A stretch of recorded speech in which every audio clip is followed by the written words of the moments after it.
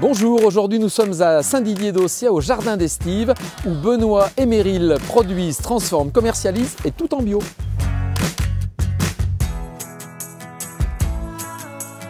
Benoît Merlot, bonjour. Bonjour. Merci de nous accueillir sur l'exploitation. On va découvrir effectivement les jardins d'Estive. D'abord peut-être l'appellation, ça vient de quoi ce nom des jardins d'Estive? Alors les jardins d'Estive, il faut traduire ça tout simplement par les jardins des blés, puisque Triticum aestivum en latin c'est le blé tendre, et qu'initialement on a passé par une phase où on collectionnait les variétés notamment anciennes de blé, et puis on a vraiment trié l'ensemble des variétés, on a gardé uniquement celles qui étaient bien adaptées à notre territoire. Alors vous élevez essentiellement des bovins, hein? Des bovins, donc des porcs aussi. Donc 70 mères plus la suite, ce qui correspond à peu près à l'année en instantané à entre 160 et 180 bovins. Le choix de la race Aubrac, ça vient de quoi en fait? Alors l'Aubrac, tout d'abord c'est une belle vache, maquillée, avec des belles cornes. C'est une race rustique et donc on ne fait pas du tout d'ensilage de maïs pour nourrir le troupeau. En transformation, le grain de viande est très fin, donc ça fait une viande vraiment qualitative. Et c'est une race qui est très adaptée à l'espace extérieur. Et donc nos vaches, elles sont dehors à peu près entre 8 et 9 mois de l'année. Voilà. D'accord. Alors on va parler aussi de l'aspect bio de l'exploitation, parce que vous êtes bio à 100%. C'est une philosophie, c'est une façon de faire. Bonjour Meryl. Bonjour.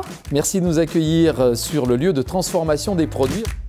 Ici, on calibre le grain avant passage en meunerie et on le nettoie. Donc vous avez votre propre moulin en quelque sorte, c'est ça? Oui.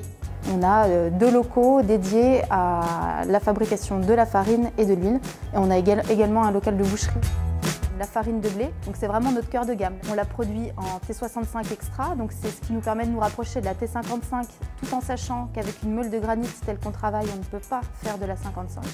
Parce qu'on a on intègre le germe du blé dans la farine, ce qui fait qu'elle est beaucoup plus riche en minéraux. Il y a une recrudescence d'intolérance, voire d'allergie au gluten. On travaille également le sarrasin avec notre moulin. Ensuite, avec la presse à huile, on fait de la première pression à froid. On travaille le colza, le tournesol, le lin et la caméline qu'on produit sur la ferme. La politique de la ferme, c'est pas d'achat externe. Ça part où tous ces produits?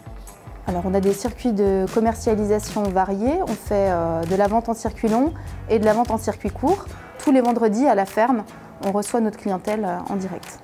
Alors même pendant cette période de fin d'année un peu particulière, on commande sur internet, comment ça se passe?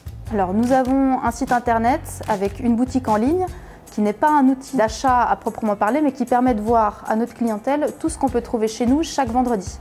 Les gens réservent sur le site internet, ou s'ils ne sont pas à l'aise avec cet outil, ils peuvent me passer un coup de fil ou un mail. Et puis après, on les reçoit le vendredi, les commandes sont préparées, voilà.